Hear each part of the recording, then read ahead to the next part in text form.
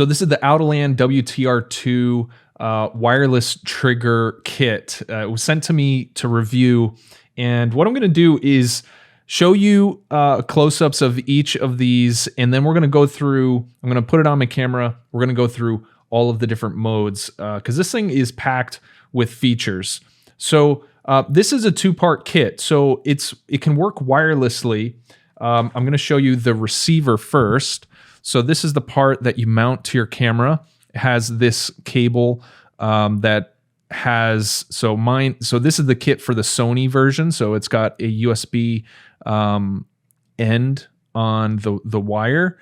If you are getting the kit for Canon or Nikon or whatever else, it's going to have, whatever wire that camera needs in order for this to work. But the features are going to be pretty much the same. So this video is definitely still going to help you out. Now, the receiver has a cold shoe mount, which will mount right to your camera, which I'll show you in a second. It does require batteries. So the battery door comes off just like that. And I noticed someone in the reviews said that batteries were hard to get out, but they're super easy. This just takes 2 AAA batteries. So you pop those in, pop the cover on like that. And this just has a single power button. You just hold it down till you see the green light blink there and it's on. And the light will blink intermittently just to let you know that it's powered on. So you do need to remember to turn it off. You just hold down the button and it'll turn off. And so now it's off here. So the receiver is what goes on your camera. Again, it's a cold shoe. It also has a 1/4-20 female thread here, but I think in most cases you're going to be putting it on your camera like this. Someone else in the comments said that they had a hard time with the wheel here, but it's really not a big deal. It just, comes on and off pretty easily. You really don't need to tighten this down too much. It's a very lightweight accessory, so maybe just don't tighten it too much and you won't have any issues with it. And so once you have it mounted to your camera, you're going to take the plug. This goes right in here, and then the USB port goes right on the side right here.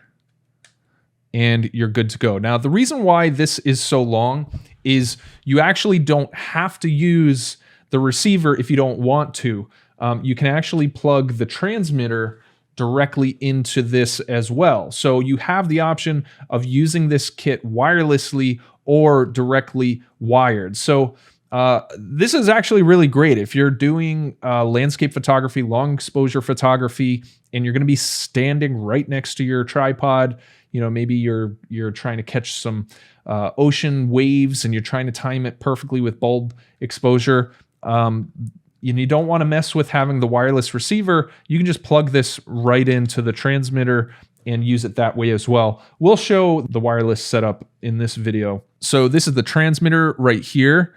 You power it on with this button right here. So you hold it down, it'll beep at you. You can see it's a backlit LCD display. And we'll walk through all the functions in a second here. So this also takes batteries. So you're going to have 2 AAA batteries back here. Again, no real issues taking this out. Pretty simple taking this out. It does include a lanyard. All right, so let's use this thing. So I'm going to hold down the on-off button right here to turn it on. I'm going to turn on the receiver here. So hold that down and you can see it blink. I'm going to turn my camera on and we'll just go into aperture priority at the moment. So you can toggle the modes right here and you can see the different mode labels along the bottom of the screen here. So S, C, B, 2S, and timer. So there's 2 major modes that this remote has. So you have the shutter release modes, which are going to be S is shutter release. So half press of the shutter button will focus. And so right now I'm holding it down halfway. So it has the same sort of button characteristics as like your shutter button. So you have half press and then a full press will take the picture. So I'll do that again. So half press, it'll focus, and then the full press will trigger, and you get a little LED indicator on the receiver as well. So this is great. You can have the camera in any mode, aperture priority, shutter priority, manual mode, whatever you want. This is literally just going to control the shutter. So right there, wireless control of your shutter. Okay, the second mode is C. And this is called continuous mode. So you just press the mode button right here and see the little line at the bottom of the screen.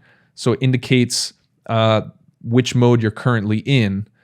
So if I click it again, it goes to B, which is bulb, 2-second timer. So that's how you change the modes. It's pretty easy. So it shows C right up there, but it also shows the line right above the letter right there. So what continuous mode does is we'll take a series of 5 photos. So it'll take 5 photos right after one another. All right, so let's try continuous. So half press to focus and then press it down. So you hear the beep for each photo. So this is continuous. So it's back to back. Whatever you have the shutter speed set at, it's gonna start the next exposure immediately after the first one.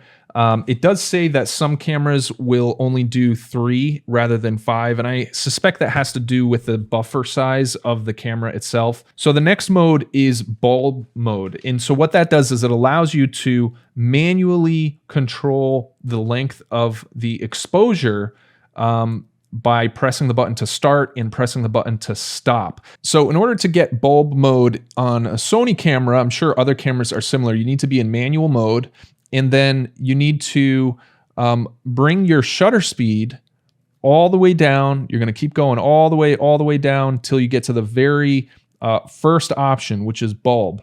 And you can see the indication right here, it says bulb. And so what that's going to do is let you control the shutter manually. So we'll go in. So now we're in bulb mode, and so I'm going to do the half press and then press it. So now it's exposing the whole time, and then press again, and then it just finishes the photo. So you have full control over the start and stop of the shutter in bulb mode. Then we have a 2-second timer. So I'm just going to go back to aperture priority. 2-second timer is pretty obvious. You press the button, it's going to wait for 2 seconds, and then it'll take the picture. So that's pretty straightforward. And then the last one here is timer mode. Now, timer mode is really cool because it gives you several different parameters that you can adjust. So when you have the mode on timer here, you then have to jump up to the top to adjust all of these different parameters: delay, long interval, N, and BKLN. That's bracketed long exposure.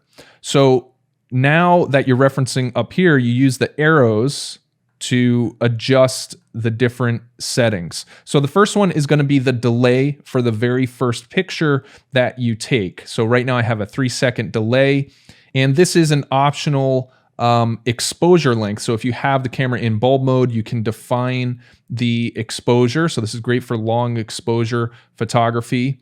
Then you have an interval length. So if you're going to be creating a time lapse or something like that, you can define how much time you want to elapse between each photo that is taken. And then you have the number of photos that you want to have taken in the interval, in the time lapse. So I can press set and bring that up and down. So let's say we want 3 photos taken, and set that. And to trigger this program that we just configured, instead of hitting the shutter button, you want to just hit the play button. So we're going to hit play. So here's the initial delay.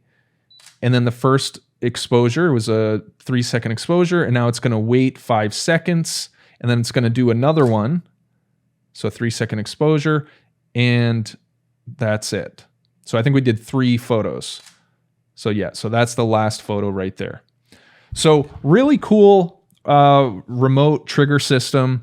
I do want to mention that I do realize there is an app on your phone that will interface with these Sony cameras, and I'm sure a lot of other cameras as well.